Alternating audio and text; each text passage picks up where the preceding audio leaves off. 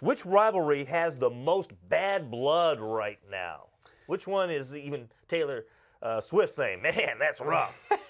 I'd probably go, and I know we've touched on this a lot, I think you'd probably have to go with the Orioles and Red Sox because I legitimately believe those two teams don't like each other at all. It has gotten to a point of just nastiness. Now, whether you want to blame Machado for starting it with that, but this, I mean, they threw at him 100 times. Machado, lost it in a post-game press conference one of those nights. Machado hitting the homers. I mean, this will linger on. These two teams are in the same division. This was really bad. Yeah, for Chris Sale to get involved when this was over, this was taken care of in Baltimore. Gossman getting tossed for the curveball. I mean, come on.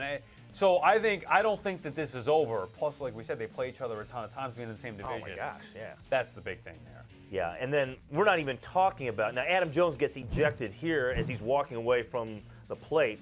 We're not even talking about the issues that Adam Jones faced this week. That's a great point, too. So that even adds another layer and just really takes it to another level.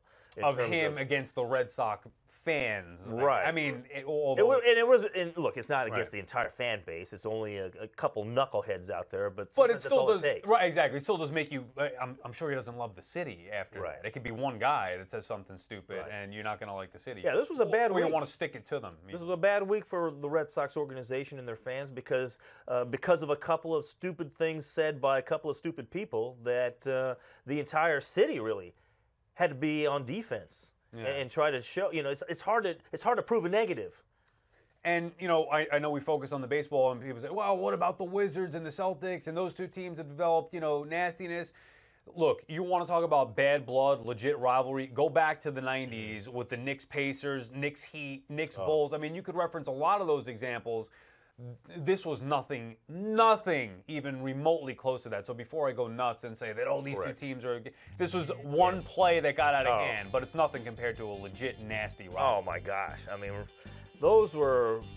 when you had guys like Lambeer and Mulholland... Right, the Pistons, Bulls, any of those teams. Some of those guys back then, and then you move on and you had the Knicks and the Heat, and Jeff Van Gundy clinging on to Alonzo Mourning's leg. Right, fights were a normal thing there. Guys getting suspended for games. Oh, yeah.